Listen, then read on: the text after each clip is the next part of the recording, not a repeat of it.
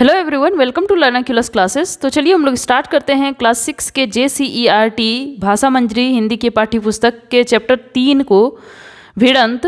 इसके क्वेश्चन को पहले हम लोग देखेंगे, उसके बाद 1 बाय 1 करके इसके क्वेश्चन आंसर को भी डिस्कस करेंगे। ठीक है, तो चलिए क्वेश्चन को पहले देखते हैं। पहला क्वेश्चन है, मदारी ने कैसे समझ लिया कि बंदर ने केले खाए हैं। इसका दूसरा क्वेश्चन है, पंडित बुद्धिनाथ के पढ़ने का ढंग अनूठा था, क्या आप इस विचार से सहमत हैं? अपने उत्तर का कारण भी लिखें। इसका तीसरा क्वेश्चन है, कौशल नरेश जिस रास्ते से जा रहे थे उसी रास्ते से काशी नरेश आ रहे थे, उन दोनों के बीच कौन सी समस्या उत्पन्न हो गई। इसका चौथा क्वेश्चन है, कौशल नरेश ने अपना रथ पीछे क्यों कर लिया। इसका पांचवा क्वेश्चन है, गणेश का तर्क सुनकर हेडमास्टर साहब क्यों प्रसन्न हुए। इसका छठा क्वेश्चन है, निम्नलिखित पंक्तियों का भाव स्पष्ट करें। पंक्ति है, बुद्धि ना हाट बिकाए, बुद्धि ना चोर चुराए। तो इन सभी क्वेश्चन को हम लोग 1 बाय 1 करके आंसर के साथ डिस्कस करें। चलिए, पहला क्वेश्चन है, मदारी ने कैसे समझ लिया कि बंदर ने केले खाए हैं। इसका उत्तर है, मदारी ने समझ लिया कि बंदर ने केले खाए हैं क्योंकि बकरी यदि केले खाती तो वह छिलका भी खा जाती, जबकि छिलके बकरी के सामने पड़े थे। बंदर ने केले खाकर छिलके बकरी के सामने फेंक दिए थे। ठीक है, तो इस तरह बंदर, हम लोग जानते हैं कि बंदर बहुत ही चालाक प्राणी होता है। वह क्या करता है, जब भी केला खाता है तो छिलका क्या करता है, उतार के रख देता है। तो इससे जो है मदारी ने समझा कि नहीं, चूंकि केले के छिलके जो है बकरी के सामने पड़े हैं, इसलिए केला कौन खाया, बंदर ने ही खाया। नेक्स्ट क्वेश्चन है, पंडित बुद्धिनाथ के पढ़ाने का ढंग अनूठा था, क्या आप इस विचार से सहमत हैं? अपने उत्तर का कारण भी लिखें।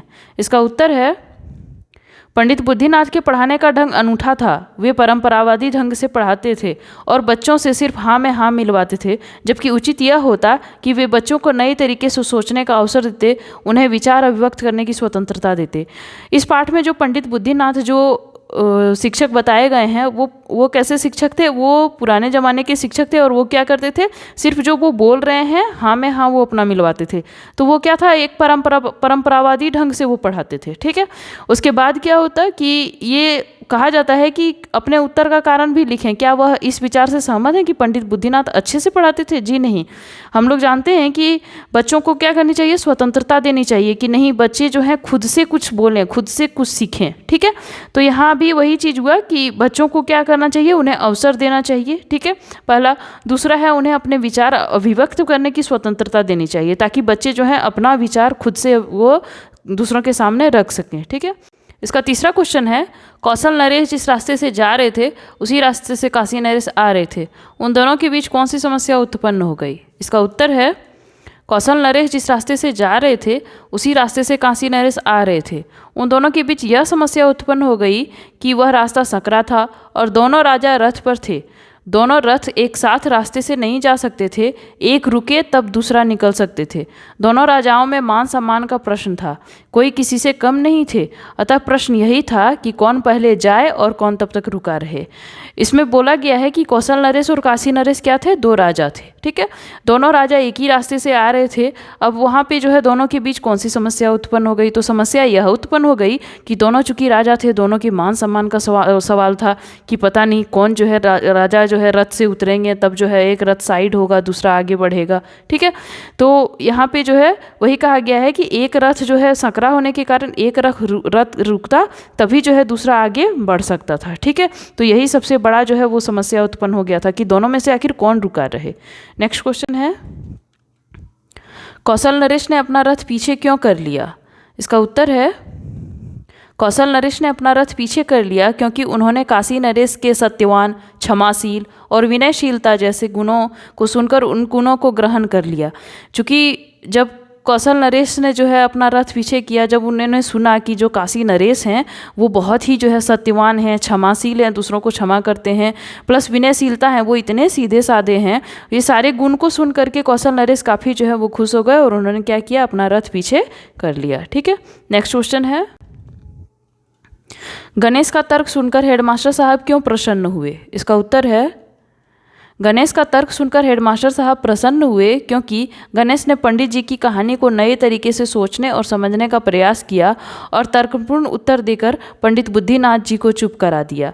गणेश जो बालक था उसने क्या किया कि हेडमास्टर साहब उससे काफ़ी प्रसन्न हुए। क्यों प्रसन्न हुए? क्योंकि गणेश ने जो है वो जो पंडित बुद्धिनाथ जी थे उन्होंने जो प्रश्न किया था उनका प्रश्न का उत्तर जो है उन्होंने कैसे दिया? तर्कपूर्ण ढंग से दिया। ठीक है, और वो गणेश ने तर्कपूर्ण ढंग से दे करके पंडित बुद्धिनाथ को फाइनली क्या किया? उन्होंने चुप कराया। ठीक, नेक्स्ट क्वेश्चन है, निम्नलिखित पंक्तियों का भाव स्पष्ट करें। एक पंक्ति दी हुई है, उसका क्या करना है? भाव या भावार्थ निकालना है। ठीक है, बुद्धि ना हाट बिकाए, बुद्धि ना चोर चुराए।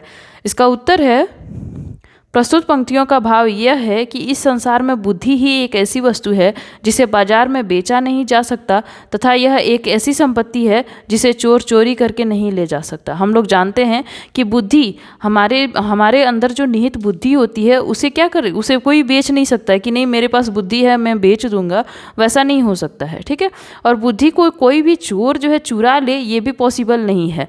बुद्धि एक ऐसी चीज़ है जिसका प्रयोग हम लोग जितना करते हैं वो उतना बढ़ता जाता है। ठीक है, उससे ना ही उसे बेचा जा सकता है और ना ही क्या करता है कोई भी चोर उसे चुरा सकता है। तो इस तरह से हम लोगों ने देखा कि भिड़ंत में जो है 6 क्वेश्चन आंसर थे। इन सारे क्वेश्चन आंसर को हम लोगों ने कंप्लीट किया।